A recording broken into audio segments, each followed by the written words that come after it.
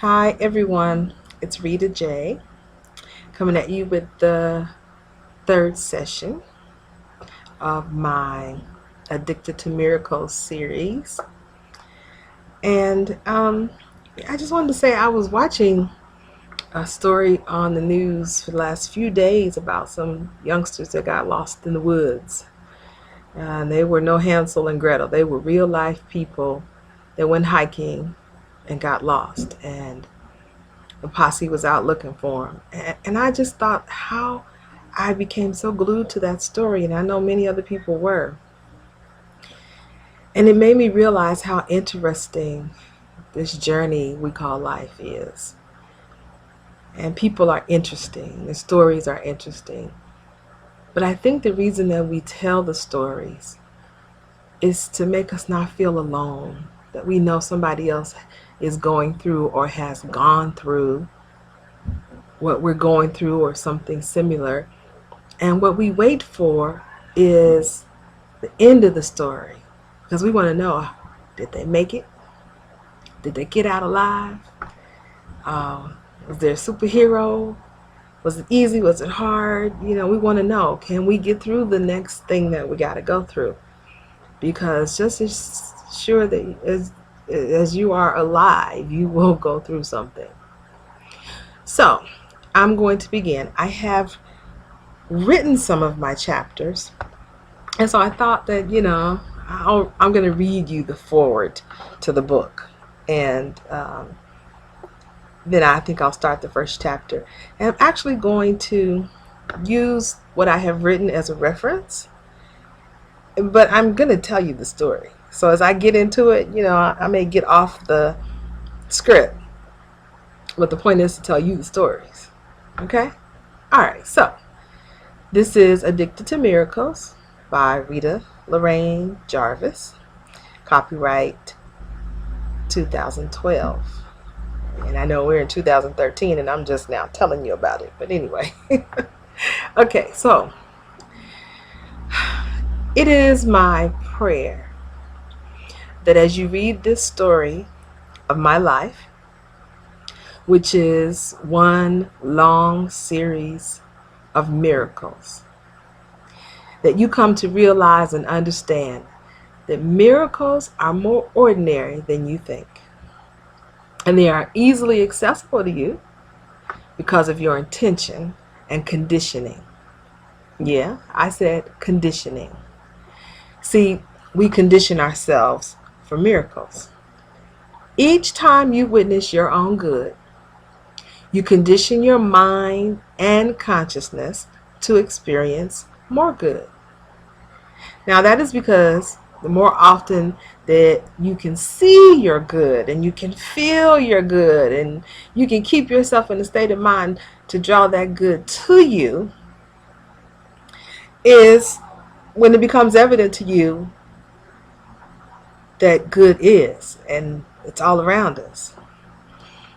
I think what happened to me in the beginning was that miracles made me feel like God had proven himself to me. You know how we do. Lose our faith and start falling apart at the seams and not trusting anymore, and you go, there's no God, But something would happen and come through and it would just be miraculous. And to me, that was God saying, see, I'm still here.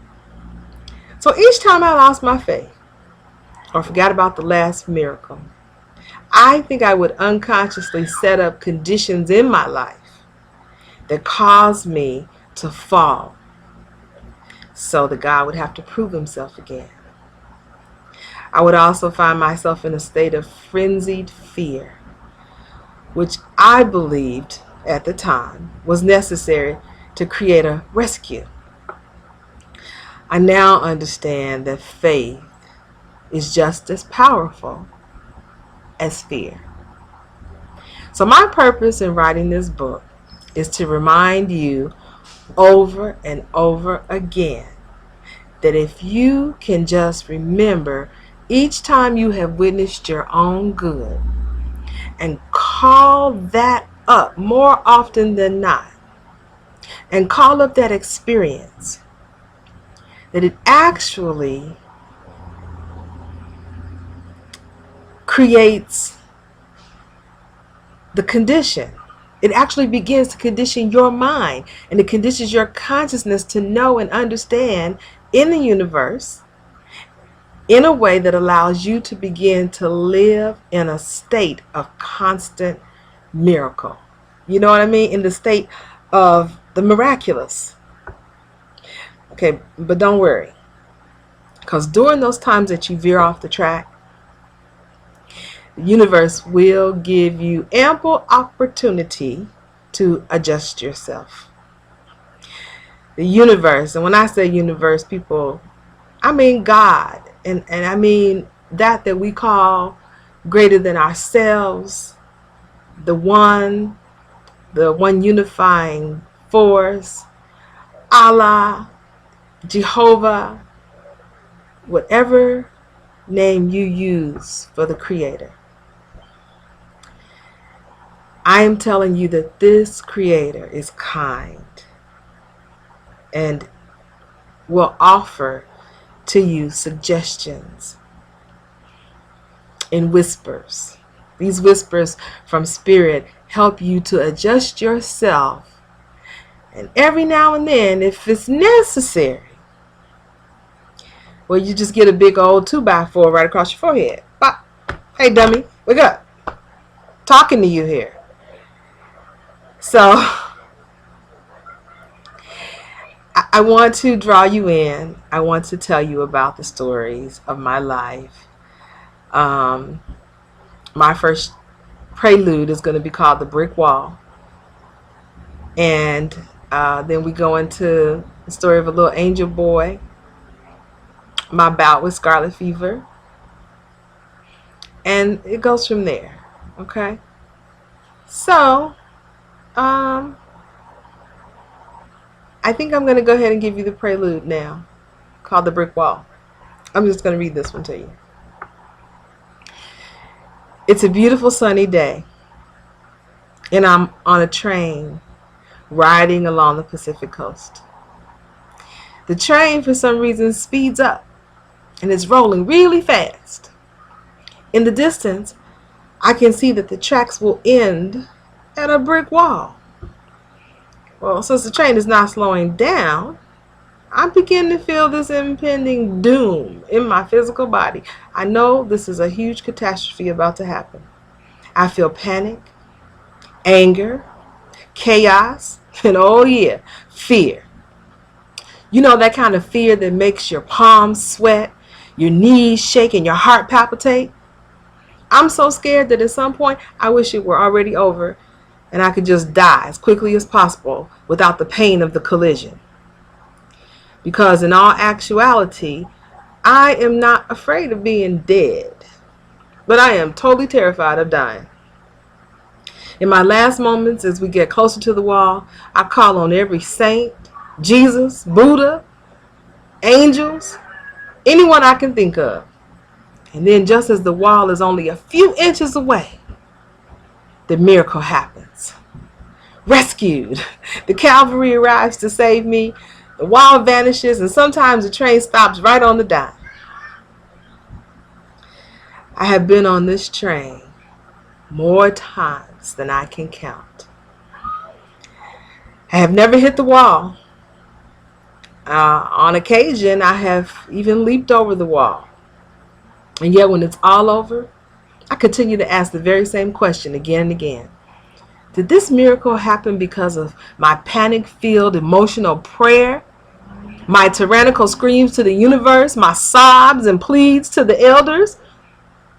Or would this thing have simply worked out anyway?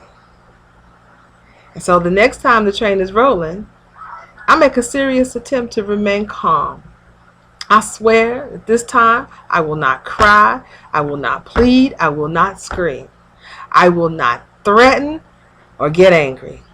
I will not do anything out of desperation, and I will not make a fool of myself. But that wall is so close, I can smell it. I can feel it. My faith fails me. I simply cannot trust that this miracle will come again. Why should it? Why do I deserve another miracle? I mean, I know how many miracles, well, maybe I don't. How many miracles do you get in one lifetime? Surely I had my share.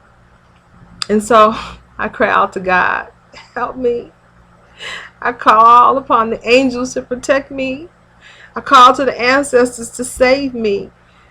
Because truly this must be the only way the miracle will work this time. It has to be all of the energy I conjure up in my frenzy that does it, right? I tapped the wall a little bit, but I didn't get hurt. The trauma ended for now. I live to see another day. You see, each of these train rides represents a critical event in my life. And I don't think that they are necessarily unique, with the exception of the rescue. The events happen to all of us. And I only decided to tell the story because during my most recent events, I didn't see the wall, only a shadow of it. I did not panic. I did not fall apart. Somehow the previous lessons taught me faith. And that faith, well, faith just is. But my ability to embrace that faith, instead of feeling like it was just a miracle, has made the ride smoother, and the results arrive with ease and grace. So I know that I can't say that I have mastered the miracle, but perhaps my expectation of the miracle is the answer to my question. Or perhaps I've learned that faith is as powerful as fear. Signing off for now. Catch you guys later. Namaste, my friends.